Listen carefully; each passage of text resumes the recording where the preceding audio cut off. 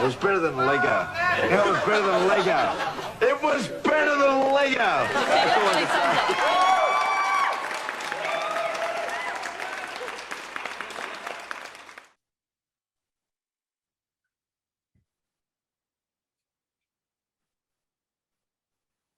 Oh, it's not frozen.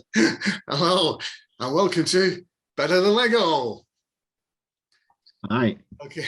Good evening. On to Rn19. Good evening, gentlemen. Got with them the Fish this week. Hello, Fish. Hello, everybody. And we'll go up Geoff Foster, Thought Reform.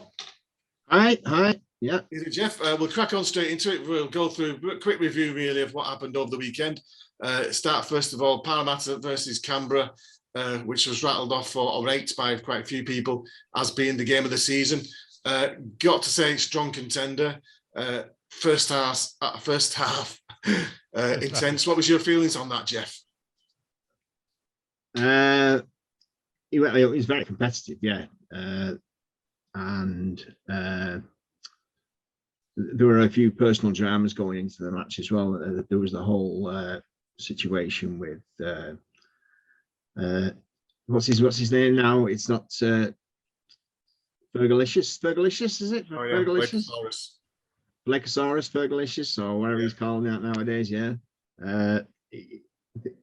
Look, it was a hell of a game, but watching Parramatta, it was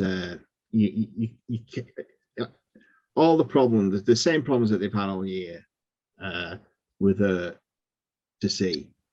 You know, they've got talent all over the park, but where they fall down is just in that creativity department. So they just don't have that.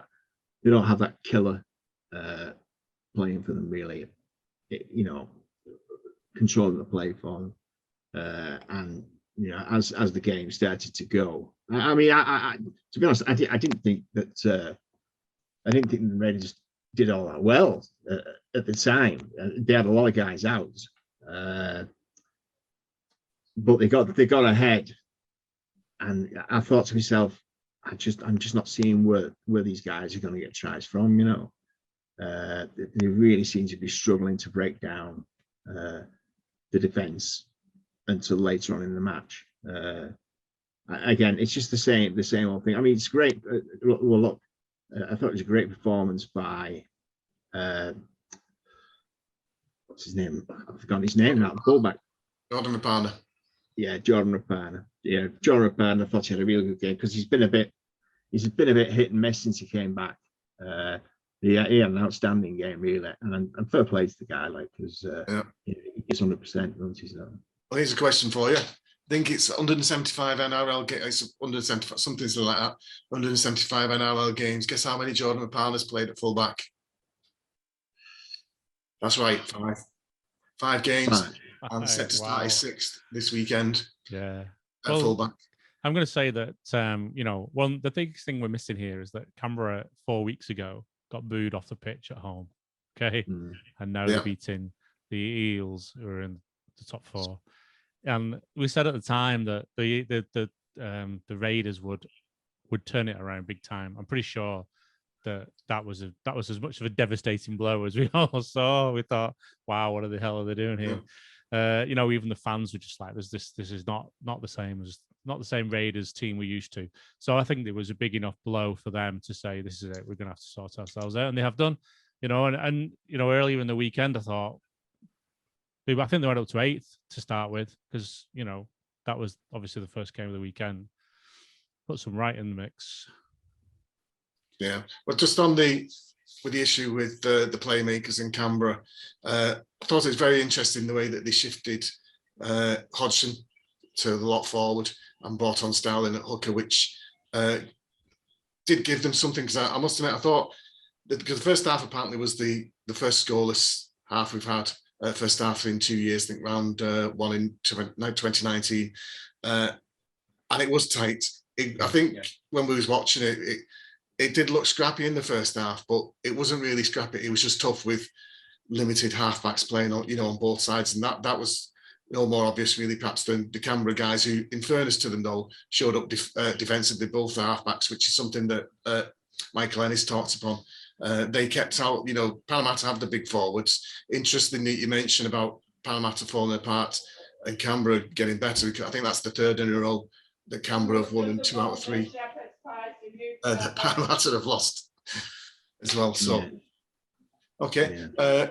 Onto the for a couple of early easers ones. Now the Roosters overcame a slow start to Newcastle, 8 points down, scored 28 unanswered points. Teddy with 3 assists, and I believe that's the fourth straight loss that the Knights have had by 20 or more points to the Roosters. Geoff, any pickings off that? Good form, well, good time to start showing form again. The Roosters, they kind of hung on in there despite the odds, and now they're still getting results. Yeah, well, look, at one point this season, I was getting a little bit concerned for the coach, really, to be quite honest, because I know he's had a lot of success there.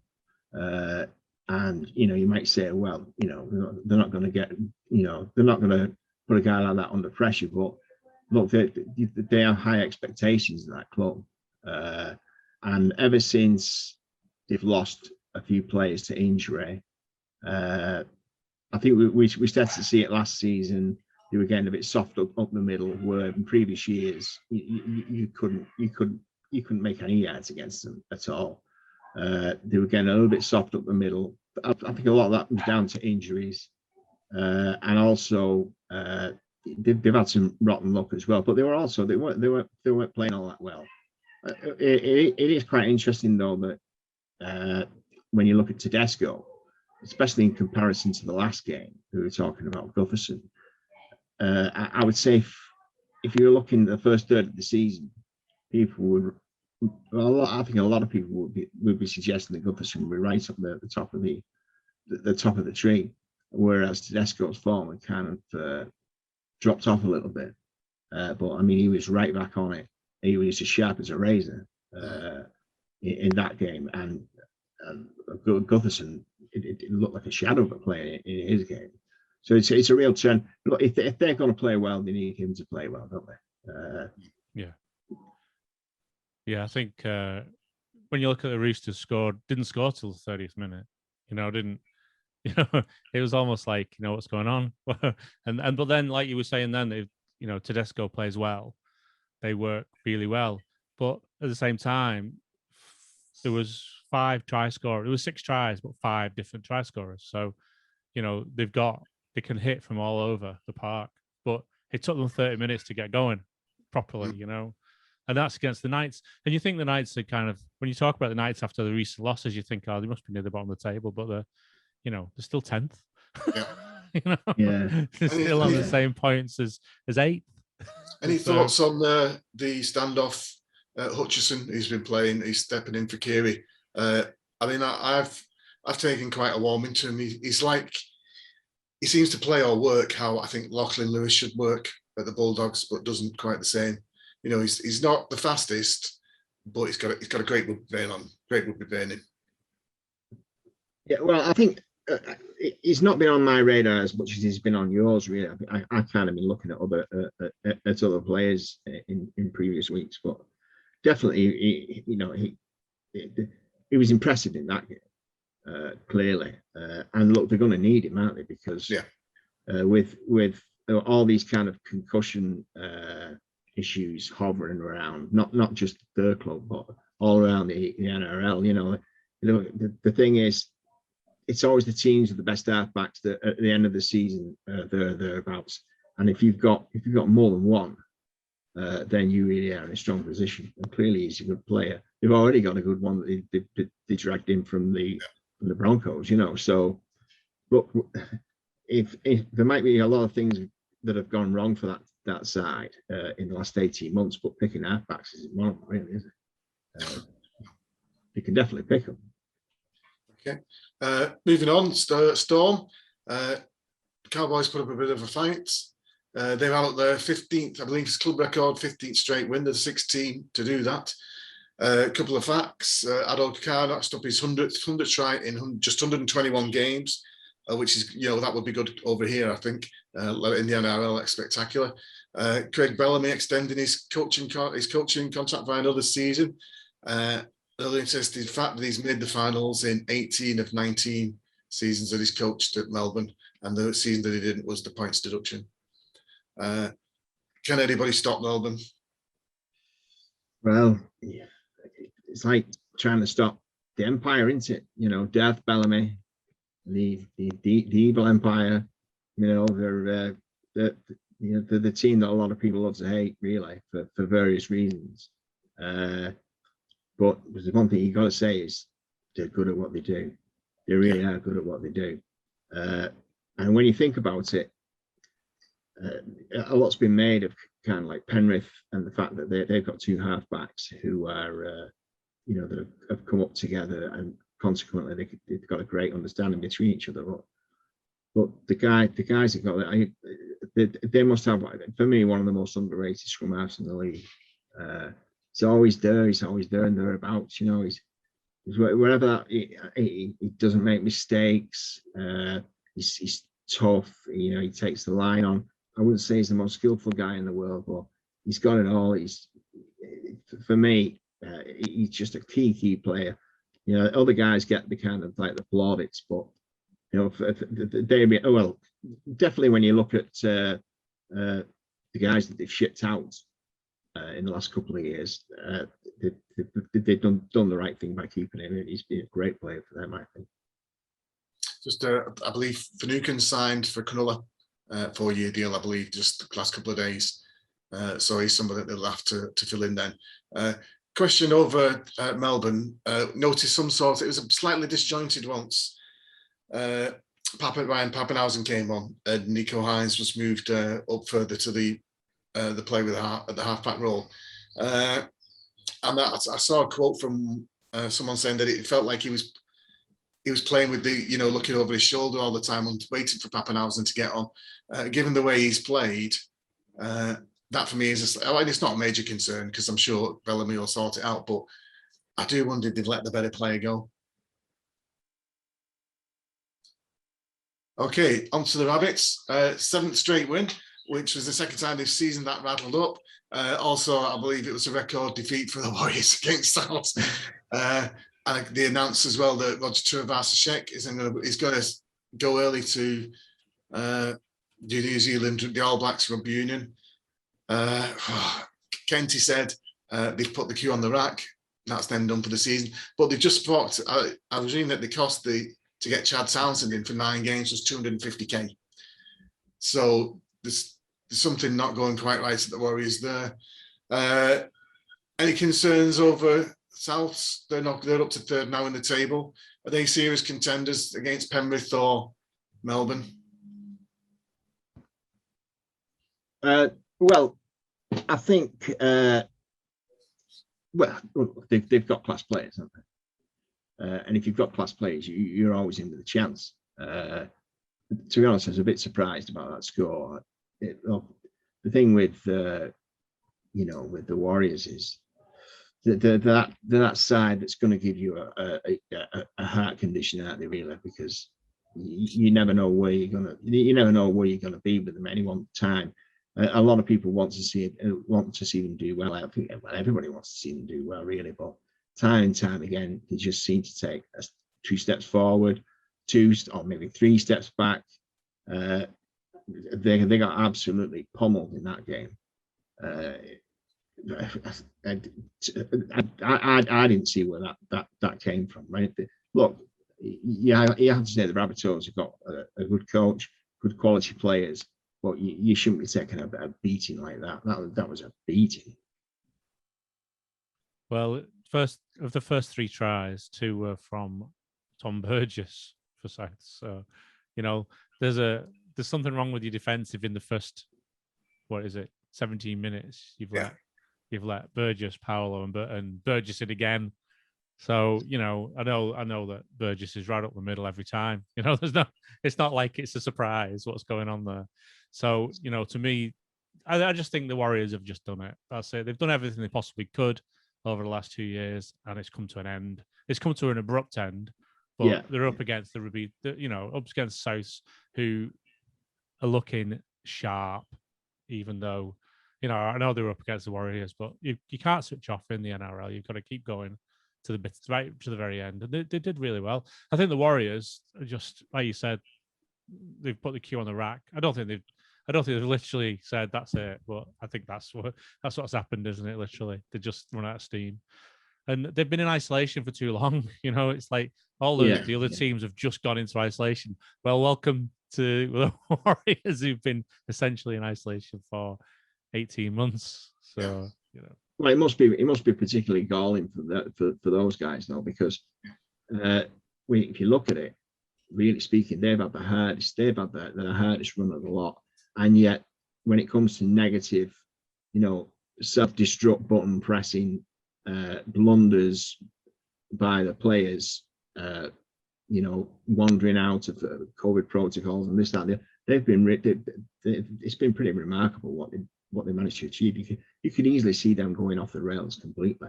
That's a tough ask for any side to do that. Still in with the hunt, I think, technically, the Warriors. So, you know, as Kenty said, what kind of message does it send to your sponsors and, you know, to the other members of the team in terms of you letting your marquee player go, really? I mean, that's something else. Okay, Wests again, unfortunately couldn't overcome the odds. I think one of the adopted teams that we have now conceded 40 or more for the fifth time this season as Manly when I mocked Vojovic. I'm not entirely sure the stats, but I think it was something ridiculous like 280 meters or something like that. I think it was 7 tackle busts and 3 try assists or something. Is he in the running for the Dally M, do you think? Well, I'm not quite sure really on what the exact criteria is for the Dally. You can be in it if you've missed games, but not if you've been suspended, isn't it? That's it. Well, look, if you look at his run since he's come back, I think you'd really struggle to find a player, with a possible exception of maybe a handful, like when Hanley was over at Balmain. You know, if the guy is just everything he touches, you just give him the ball. Just give him the ball, and then win you the game. No.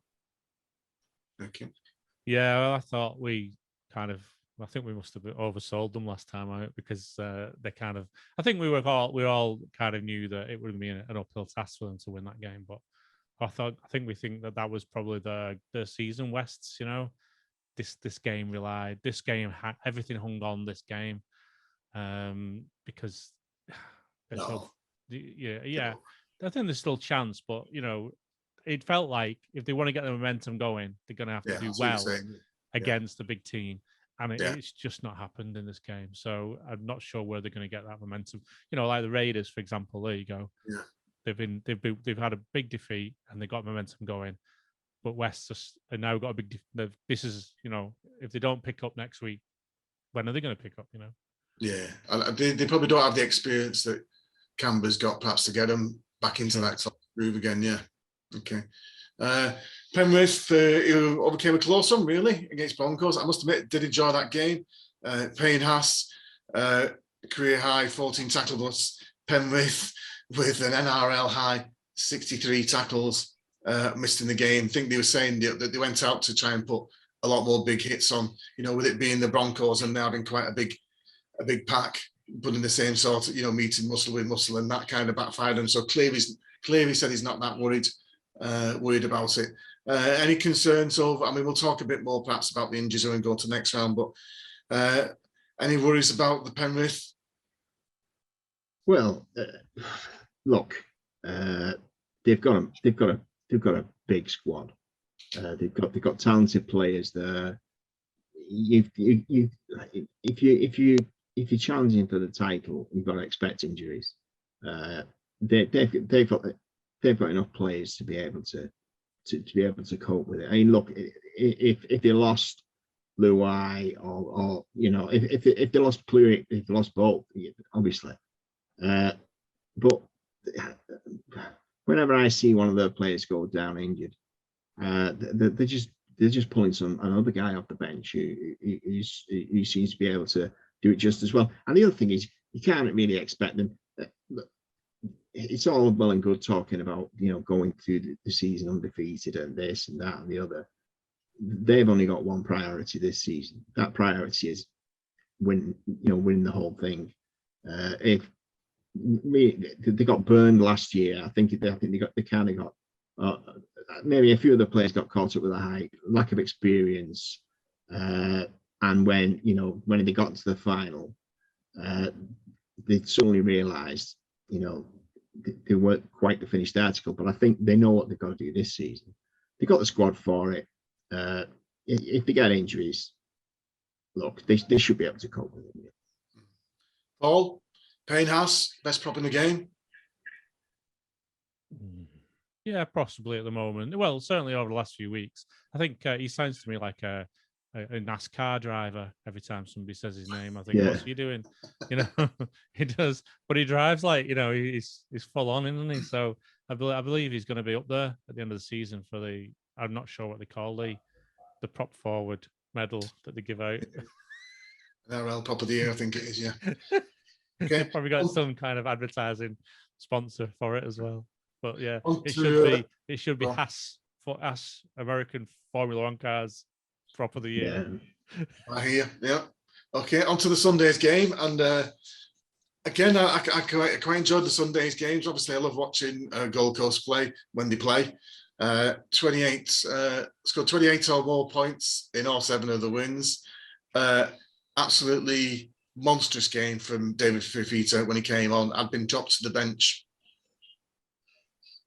Yeah, well, there've been questions asked thrown around about, well, just past the point, a third of the way in the season, because he was doing very well running over tomato cans at the start of the year, but the kind of assertion's been that when people have put up a stiffer defence against him, he's kind of gone missing. And you could certainly make that argument in the most ferocious games. A guy with his explosive power, speed, he's got the hands, he's got everything really, hasn't he? Really speaking, a guy like that, you're expecting. Well, and he's a $1 million plus contract guy, and so look, with big wages come big expectations, don't they? And one of the worst things that you could ever be. Look, this is the thing about players like Fifita. You can cope with a guy like that, maybe not having as much talent or whatever, but the killer always has got to be inconsistency. You can't have a guy who is 1 week making 10 tackle busts a game, scoring 3 tries, and just basically just blowing the opposition off the park. And then the next game, it's like he just doesn't exist. You can't have guys like that. That just rips the guts out of your side, because you can't plan for it. You just can't plan for it. And I think that's been part of his plan. And I think Holbrook he's a switched on guy. I wouldn't say he's autocratic compared to some of the other coaches there, but he'll pull the trigger if he's got to do it. And I think he's just finally got to the point where he's just said, listen, you're $1 million guy. You got to start playing like one. Yeah, he's so good at making teams steady teams, isn't he? Taking them away from the big defeats, occasional wins to getting the best out every week. I think we've seen him, of course, in England, but out there it's a lot harder to turn a team around. But I think he's been there for 16 months now. So is that right? Yeah, this is his season and a half in, isn't it now? So this is the time when he's most making his changes. But it doesn't come overnight, does it? So when you're in your end of your second year term, it is when you start making the big differences, and you can see how much better this team are playing. I think I was reading myself or listening to him talk on Fox League about the Titans kind of underperforming, and to touch on kind of what Geoff said, it ties in with a point that we was talking ourselves earlier about the halfback issue and the kind of lack of creativity. Toby Sexy, that's his nickname, Sexton, made his debut the weekend, scored 16 points. I know that there's a bit of buzz around Gold Coast for some hope for him.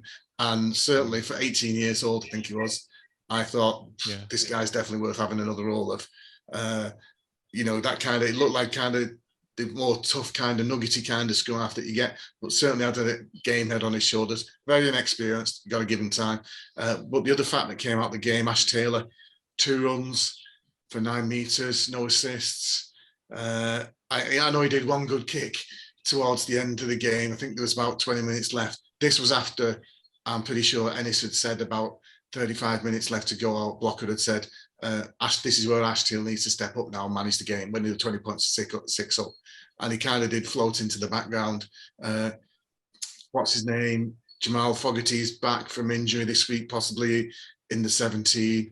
I know he's on the injured, or he's on the reserve list, so he might start again. But that point was added to. I kind of got away from the point there, but talking about Fafita was that they need to find another plan other than going to Fafita. Yeah. You know, it's not helping Fafita's game, it's not helping their game. I couldn't agree more with that. Yeah. Well, I think the thing is with Ash Taylor. Look, I've watched him for a while, and look, I've got to say the kid's got talent. There's no doubt about it. He's definitely got talent. But the thing is, again, he's a streaky player. I think confidence issue. To be the best scrum halves, you've really got to kind of boil it all down, haven't you? And stop. This is what Cooper Cronk always said. Cooper Cronk said, he was saying, look, to be a good halfback, you've got to do the basics first. And if you're not doing the basics first, if you're not doing your tackling and you're not doing your kicking, you're not being effective with your kicking, then everything else is just a waste of time. It's just a total waste of time. You can't build on that, and that's his problem. His problem is in the fundamentals. Yes. He's just not capable of repeating, and I think Holbrook now has got to realise, because he knows he's got Meninga behind him. I think Meninga's still supporting it, but even Meninga, he's going to, and a few other guys around there, they're looking at him now and thinking, right, look, this Ash Taylor, he's had a lot of time with this club now. He's had a lot of opportunities. You're the coach. Are you going to make the decision? Well, he's out of contract this year now, unless he pulls a miracle out of the hat in the next 7 games, whatever. I thought. Not happening. Sorry, go on. Yeah, I thought Toby Sexton was like, you know, when he started the game, he got an early penalty, and you know, often when you're in your debut or you're only on early matches when you're in that position, it's a good settler. But they didn't just do that; they scored on the next set, I think, if I remember rightly. Yeah. And then of course, you know, the Dragons kicked one back. But from then on, the Dragons didn't really, you know, get going, and it was almost like that was exactly what he needed. You know, it was almost like fated giving him this penalty to just get going. Yeah. You know, settle the nerves, take the penalty, away we go. You've got the score. Then you've scored a try off the back of that. They must have all been buzzing, you know, straight away. So I think it's a big start for them, and this is what the Titans can do. You know, this is what Holbrook can do with teams. He can turn them into championship teams. You know, it only take a few. I don't know what their roster is going to be like next year, but it doesn't take much to get them, you know, into the 8 consistently from here. If he can carry. Well, you wouldn't think so. He does need to address these defence leakages that they seem to have had, though. Okay. Yeah. Okay, last game round. We'll make it quick. Luke Thompson in perhaps his best game for the Bulldogs. He rattled off, was it try assist, a try, 100, was it, I don't know, was it 200 metres, I think, something that he rattled up as well. And then, of course, a ludicrous sin binning where the Bulldogs go on to concede 12 points and pretty much lose the game. Although I think there's other reasons for that, not just for him, there's other players who are at fault. Certainly going on the Bulldogs forums, there was there's a few players who were singled out. A note to Saints fans, just get rid of Hopewati now, because I believe Hopewati's on Saints shopping list, but Hopewati can go now, was on a few of the posts. Anything to talk about besides, you know, great performance by Thompson? Well, look, he's had a bit of a rough time since he's gone over there. He's had a lot of things go kind of drop against him that maybe some of the other guys that went over there before him and were successful, you know, they had a little bit more luck in their favour. I mean, obviously, when Graham went there, they were a much better side. At the time, I kind of wondered, what was he doing to join them, because they were a basket case when he went over there. But he's had a few kind of step backwards. But credit to the guy. He's come up like the champion player he is. I was a bit surprised about the score because I just like I said, Cronulla to me just a side that are 3 years past done, and I would have thought that they could have put up they should have turned that game over, really, really speaking, and certainly for next season. Well, Gus Gould said everyone's got a pretty much a clean slate. We're starting off. He just wants to see why they want to stay there, why they want to be with the Bulldogs. That's got to be a great first performance, you would think. Yeah, I think that they did well. I'm more on about for Luke Thompson than I am for Bulldogs as a whole. Yeah. No, I agree. I was just going to say, I think that they did well until that point, and we've talked about this last week and probably the week before. So, if you're watching the Bulldogs play and you're playing them next week, wait till Luke Thompson's sin bin, and then throw everything at the Dogs, and you've won the game. And it sounds like it's as simple as that. I know it's not. Obviously, it's mad, but that's what's happening at the moment. Every time Thompson leaves the pitch, the Dogs fall apart. How can that possibly be not sorted already? Yeah. three or four. I mean, Gus Gould will just be pulling his hair out already at that situation. I don't know how much say he's got currently, but that'll be quite a bit.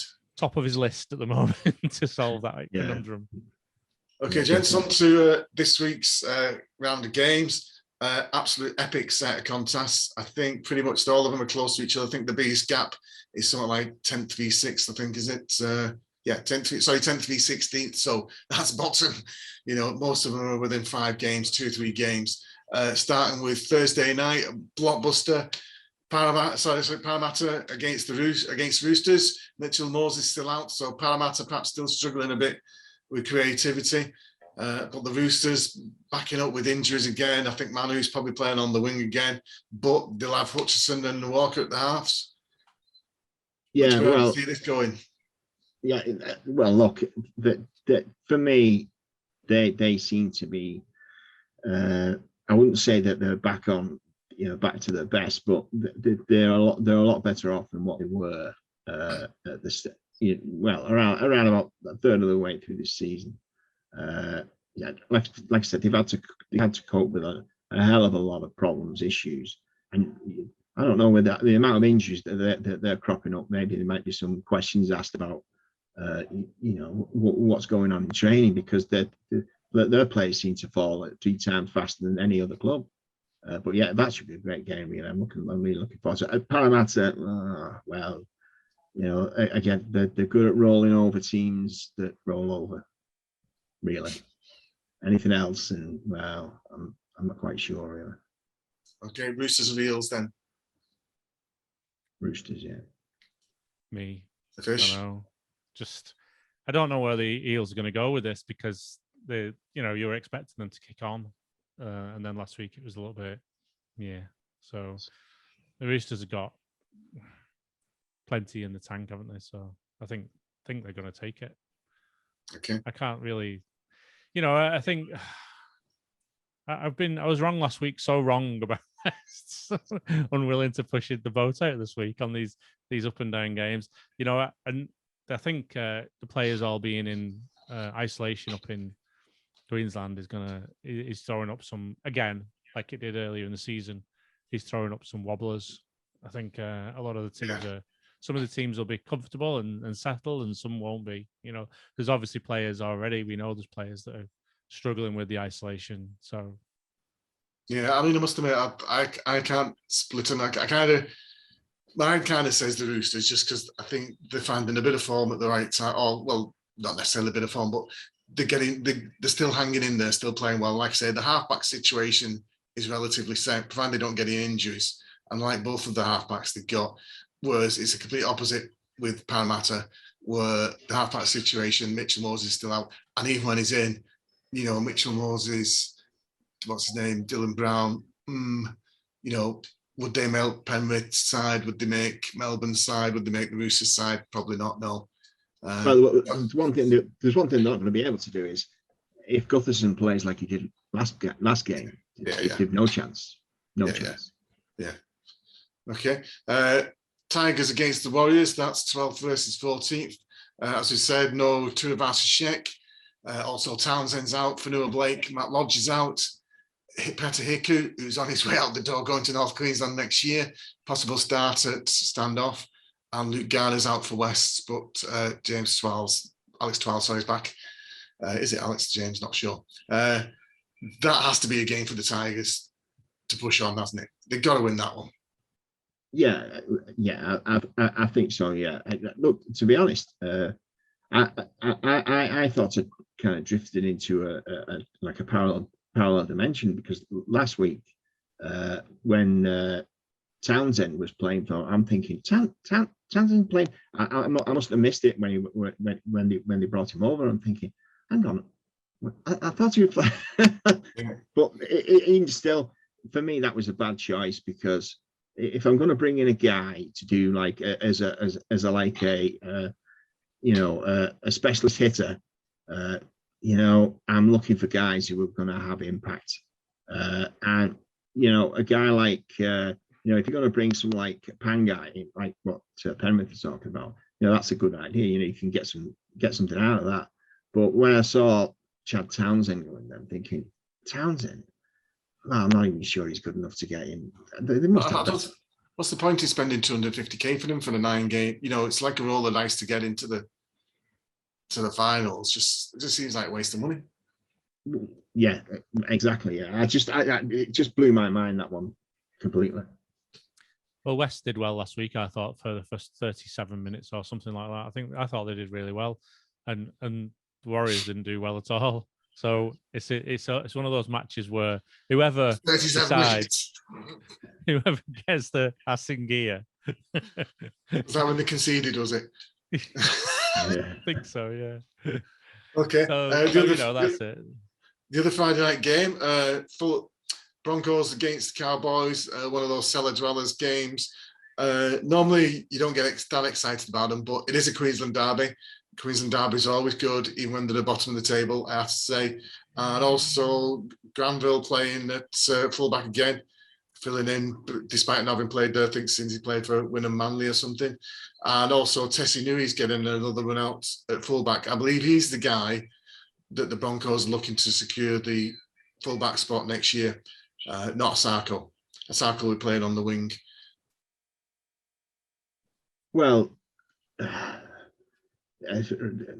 for me, this is the hardest one really to pick, because you've just no idea where you are with these two teams. Yeah. And the Broncos have, you know, the Cowboys are still in with a hunt, still in with a shot. I know, but I don't know how. I'm still trying to work that one out myself. -203. Yeah, it's for me. They're just this could be a shootout game with some ridiculously high score. 90 points in total or something like that. Two bad sides. It's a pick 'em game, really. Yeah, 90 points wouldn't be a bad end to the Friday night, would it, Paul? 45 all. That is entertaining. Well, look, they put it this way, right? The Cowboys are on -203. The Broncos are. Is it the Broncos? Yeah, the Broncos are on -260. This is a match against. This is a match of defense. Who's going to show up? Are they ever going to show up? You know, because it's just been a shocking season for Queensland, really. You know, with the Titans are the only ones doing anything, and they're in the 11th position. Yeah. So, you know, what a shocking state of affairs for Queensland. Devastating for me. Okay, on to the Saturday games, and got 3. Starts off with Dragons against Souths. I would say this a couple of weeks ago, this might have been an interesting contest. You know, the Dragons were kind of were capable of pushing the bigger teams without quite toppling over, but now they're facing the what's his name, South, who just hit form at the right time. Also, Dragons are going to be missing Greg Bird. Not Greg Bird, is it? It's Jack Bird, Josh McGuire, Brett Laurie, and Jack DeBellin out with suspension. There's only one winner in that one yet. Yeah, I'd say so. And I think that they've still got the fallout from obviously what happened with the whole Paul Vaughan's. I think there's probably a lot of finger pointing going on in the background there, and I don't think that's going to be addressed until the end of the season, really. Yeah. I think Sloan's been doing okay, hasn't he, at fullback anyway? But I know they've not been playing brilliantly, the Dragons. But you know, what's worse? The worst thing that can happen is they get beat heavily, and then they move players who are actually playing quite well around in the Dragons. Yeah. I don't agree that that's the way. But I think that, you know, they probably thank the lucky stars they're up against Souths when they've lost. They've lost those players, to be honest with you, because that's a game that was always probably going to be a loss. So I know Cody Ramsey was a bit of a doubt, but not surprised after David Fafita had put his handprint on his face 2 too many times. Okay, then the other 2 games on the Saturday night 2 good matchups. Knights against the Raidmen. Badman Best and Clemmer set to return for the Knights. Well, yeah, it just depends on which Bradman Best you're going to get, really. He's only going to be one game back in, isn't he? He's only going to be one game in. Yeah, well, if you can get anything like what he was when he was one game into his professional career, I think they take that. But look, again, Newcastle for me, and another basket case. You know, you've got Ponga there, who, you know, he can bail them out of a reasonable size, a reasonable mire, but there are just too many issues that team. I don't think I could back them at any point, really. Yeah. Well, Bradman, it's probably going to be a cricket score. So I think it's a good name to have in. But I mean, look, you know, get Elliot White back, Jack White back. Is that right? You know. Yeah. And the Knights on a. Yeah, you would think they've got too much, wouldn't you? Yeah, it's going to be a difficult task. Yeah, I mean, I don't fancy it. You know, I want to believe that they've still got a chance of sneaking in, but I think the Raiders are looking like the team who are going to snake that 8th, if not 17. Okay, then the headliner, which is the big game. Okay, Storm versus Panthers. Storm still on this 15-match winning run, which we mentioned a bit earlier. Penrith missing a few players now. Luai's back, but Yeo To'o's out. Cleary back next week. Pangai Jr. not in the squad until next week. So I think can't remember the hooker's name. I was getting confused. Coruscant, the Fijian guy. Queensland, the New South Wales. Okay. So they are missing a few players. Panthers, 63 missed tackles last week against Melbourne. Are you picking on this one, Geoff? I suspect Melbourne will prevail, but I've got a feeling that this is going to be one of those games where both sides are going to be playing very conservatively. They're not going to be wanting to give too much away because they realise that this is just a tryout for what both sides expect is going to be what they certainly believe is going to be the final. Yeah. And I've got a feeling that this could be a game where both sides play within themselves, and I'd expect the Storm to win because they've been in the better form. But it'd be a tight game, I expect. Yeah. Storm are actually odds on if you look at the betting at the moment. I mean, I know we know it's different to the betting, but they've got them well, you know, a solid win. So, you know, I think Penrith have got to get more consistency. I think they lost 2 and they've won 3 of the last few games. So I think they just need. I don't think they're up to beating the Storm at the moment. I don't think it's a bad thing for Penrith to lose a couple going to. I don't mean, you know, to fall apart, but, you know, not to be the overwhelming favourites going into the finals because they don't need that pressure this year. No. Okay. Absolutely.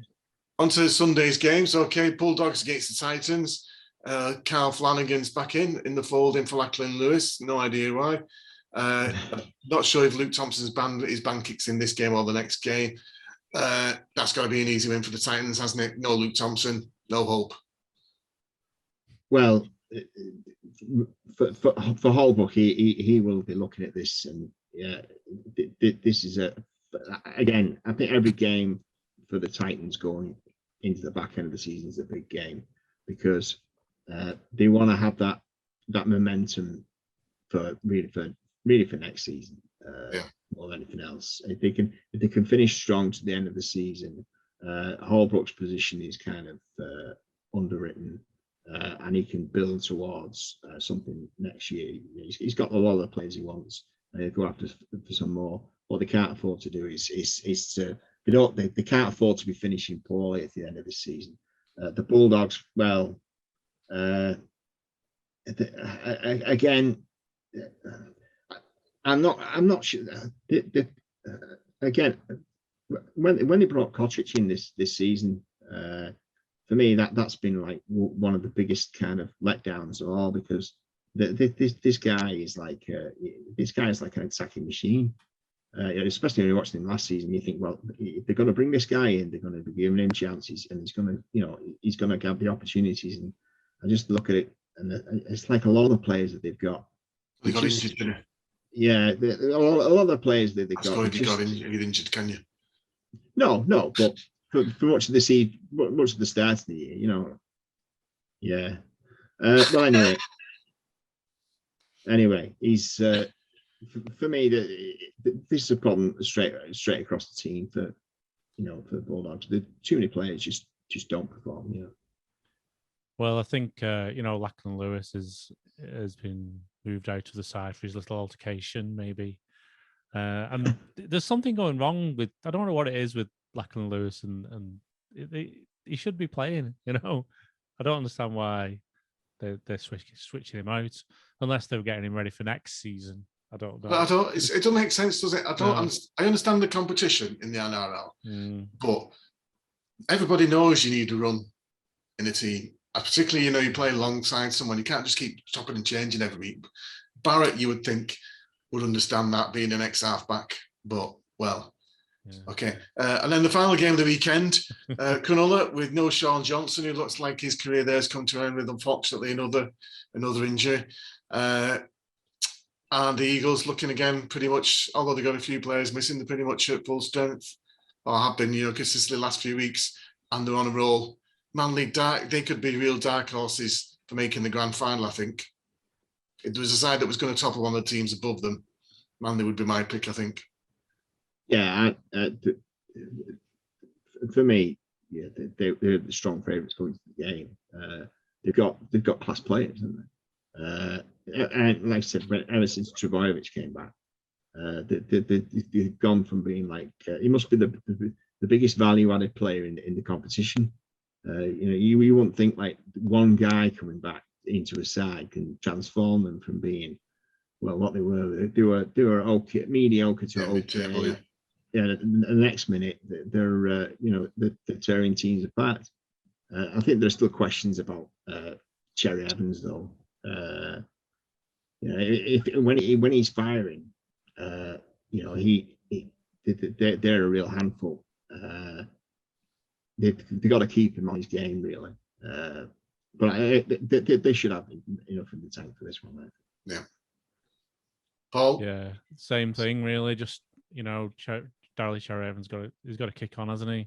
He goes missing quite a bit, but he's had some big games recently, hasn't he? I think it was good. It was good last week. Yeah, brilliant. Week, yeah. So, he's got to get his form in gear. A few years ago he was top class, and he drifted a little bit. And if he can get himself firing up, then I think Cronulla is going to win. But yeah, when you look at the table, Manly have got a better. They're obviously in a higher position, so I don't know, 131 plus in points as well. Yeah. So obviously better attack. So. Well, we talked about this, didn't we, when we talk about the blots, that Manly and Melbourne are responsible for, I think it was something like 8 out of the top 10 blowouts or something like that. It was in the season. So there are teams that wants to get on a roll. Yeah. And I must admit now, I think I may even have talked myself into believing that Manly might be the team that's going to push Melbourne. Are we all going to be jumping on that turbo train? No. Empire can't stop the Empire. Okay. Yeah. Now that rounds it up this week then, folks. Thanks very much to Geoff and the Fish for joining us. Thank you very much. Yeah. Thank you very much. Good to see you all. And we'll see you next week. Thank you. Take care, guys. Bye. Bye.